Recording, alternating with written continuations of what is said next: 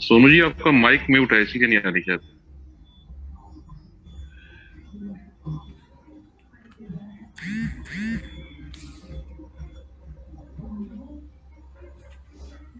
Share sound कीजिए, share sound.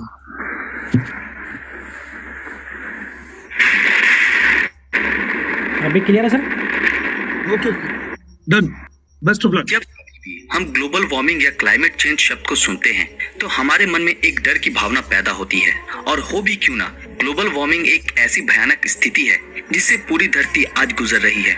ऐसा नहीं कि सिर्फ हम इंसान ही इस ग्लोबल वार्मिंग से परेशान हैं, बल्कि धरती पर रह रहे हर छोटे बड़े जीव और पेड़ पौधे भी इसके चपेट में हैं। आज हमारी धरती जिस मुकाम पे है, वहां से पीछे मुड़ना बहुत ही मुश्किल काम है। मार्च 2019 में जनरल असेंबली के एक्सपर्ट स्पीकर्स ने पूरी धरती को आगाह करते हुए ये कहा कि हमारे पास मात्र 11 साल का वक्त है इस आने वाले संकट को रोकने के लिए, जो क्लाइमेट चेंज और ग्लोबल की वजह से होने वाले हैं। और अगर हम ऐसा करने में नाकामयाब होते हैं तो शायद हमें आने वाले समय में बहुत बड़ी मुसीबत का सामना करना पड़ेगा, जिसके लिए हम कतई तैयार नहीं हैं। 20वीं सदी की शुरुआत से ही पूरी धरती का समुद्री स्तर तेजी से बढ़ रहा है। क्लाइमेट साइंस के स्पेशल रिपोर्ट के मुताबिक साल 1900 से लेकर 2016 तक समुद्र में पानी का स्तर 6.3 इंच से लेकर 8.3 इंच तक बढ़ चुका है। नेशनल एकेडमी ऑफ साइंसेज के स्टडी के मुताबिक ये लगभग पूरी तरह इंसान द्वारा किया गया क्लाइमेट चेंज और ग्लोबल वार्मिंग के कारण हुआ है,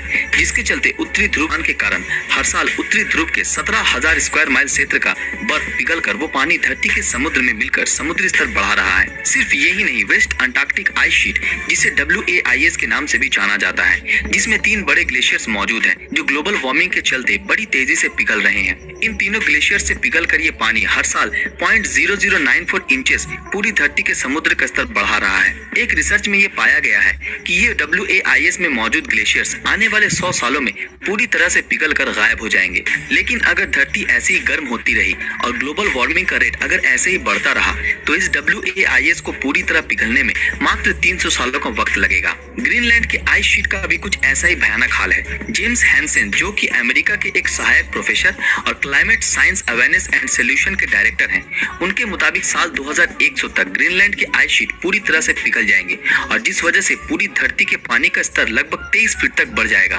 जिस वजह से 10 मिलियन से भी ज्यादा लोग प्रभावित होंगे और साथ ही साथ वन्य जीव जंतुओं पर भी इसका खतरनाक प्रभाव पड़ेगा। जो लोग समुद्री तटों पर और द्वीपों पर रहते हैं वो लोग भी इससे बुरी तरह प्रभावित होंगे। सिर्फ इतना ही नहीं, ग्लोबल वार्मिंग का दूसरा पहलू ये भी है कि इसकी वजह से भारी बारिश, बर्फबारी और भी कई सारे प्राकृतिक आपदाओं का सामना हमें करना पड़ेगा, जिसके चलते बाढ़ का आना अनिवार्य हो जाएगा और इस कारण यूरोपियन कंट्री और उसके साथ समंदर के किनारों पर मौजूद इलाकों को बहुत नुकसान होगा। सिर्फ समुद्री स्तर बढ़ने से ही समंदर प्रभावित नहीं होगा, इसके अलावा भी एक और बड़ी चिंता है और वो है ऑक्सीजन की कमी। बढ़ती पॉल्यूशन के चलते और लगातार हो रहे गर्म वातावरण के चलते समुद्र में ऑक्सीजन की मात्रा कमती जा रही है और CO2 की मात्रा तुलनात्मक रूप से बढ़ती जा रही है, जिसका सीधा प्रभाव सामुद्रिक मछलियों और समुद्र में मौजूद अन्य प्रजातियों पर पड़ रहा है और इसके चलते सामुद्रिक जीवों के जरिए अपनी रोजी रोटी चला रहे लोगों पर भी इसका भारी प्रभाव पड़ रहा है।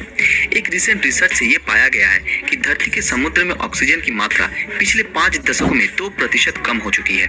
सामुद्रिक जीवों के लिए ऑक्सीजन की मात्रा सटीक होना बेहद जरूरी है। इसके चलते समंदर और भी गर्म होते जा रहे हैं और जिसके चलते इन जीवों की मृत्यु हो रही है। आप जरा ये कल्पना कीजिए कि आप जिस घर पे रह रहे हैं वो दिन पर दिन गर्म होता ही जा रहा है और हवा भी आना बंद हो चुका है, तो जरा अंदाजा लगाइए कि ऐसी स्थिति में आपको कितनी तकलीफ होगी और आप तुरंत अपने घर से बाहर आने के लिए मरे जा रहे होंगे। कुछ ऐसा ही हाल समंदर के गर्म होने से उसमें रह रहे सामुद्रिक जीवों का भी हो रहा है, लेकिन बदकिस्मती से ये जीव इस गर्म पानी से बाहर नहीं आ सकते। तो जरा सोचिए उन पर क्या गुजरती होगी। हमें जब भी ज्यादा गर्मी लगती है तब हम या तो अपनी घर की खिड़की खोल लेते हैं या फिर AC ऑन कर लेते हैं, लेकिन ये जीव जंतु और पेड़ पौधे इसी गर्मी को हर रोज बर्दाश्त करते हैं और अपना दर्द किसी को भी बता नहीं सकते और इन सब के जिम्मेदार सिर्फ और सिर्फ हम इंसान ही हैं। दिन पर दिन धरती के गर्म होने के कारण बहुत सारे पेड़ पौधे और जंतु इस मुश्किल का सामना करने में असमर्थ हैं और हर रोज खुद को बचाने की लड़ाई लड़ रहे हैं, जिसके चलते बहुत सारे प्रजाति विलुप्त के कगार पर आ चुकी है।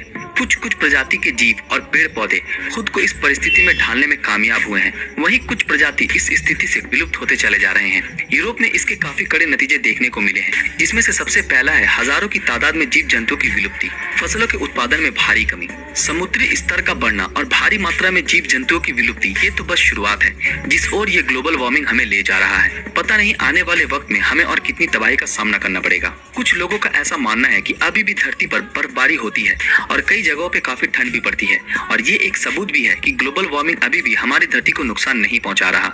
लेकिन ये बिल्कुल भी गलत है। नेशनल ज्योग्राफिक द्वारा इस बात को बताया गया है कि उच्च तापमात्रा असल में ज्यादा बारिश और भारी मात्रा में बर्फबारी का कारण होता है। जरा सोचिए, जब कभी भी शाम के वक्त हमें बहुत गर्मी लगती है और वायुमंडल बहुत गर्म हो जाता है तो क्या होता है? जोरों की आंधी चलती है, बहुत जोरों से बारिश होती है और साथ ही बिजली का कड़कना सुनाई देता है। और इन सब का बस एक ही कारण है, गर्म मौसम। धरती के गर्म होने के पीछे सिर्फ कड़कती धूप का ही हाथ नहीं होता। इस ग्लोबल वार्मिंग के चलते धरती दिन पर दिन गर्म होती जा रही है, और जिसके चलते भारी बारिश, भारी मात्रा में बर्फबारी और ऐसे एक्सट्रीम वेदर कंडीशन का सामना हमें करना पड़ रहा है। अगर हमने अभी इसके बारे में कोई कड़ा कदम नहीं उठाया तो वो दिन ज्यादा दूर नहीं जब हम इंसानी सभ्यता किसी बड़े आपदा के आमने सामने होंगे और हम इस तबाही से खुद को बचाने के काबिल भी नहीं होंगे। आइए हम सब मिलकर इस ग्लोबल वार्मिंग को रोकने की ओर अपना एक एक कदम बढ़ाएं और हमारे भविष्य को सुरक्षित और खुशहाल बनाने में एक दूसरे की मदद करें। दोस्तों, आज के लिए बस इतना ही। बहुत बहुत धन्यवाद चंद्र जी। चंद्र साहब, आपका नेटवर्क शायद कमजोर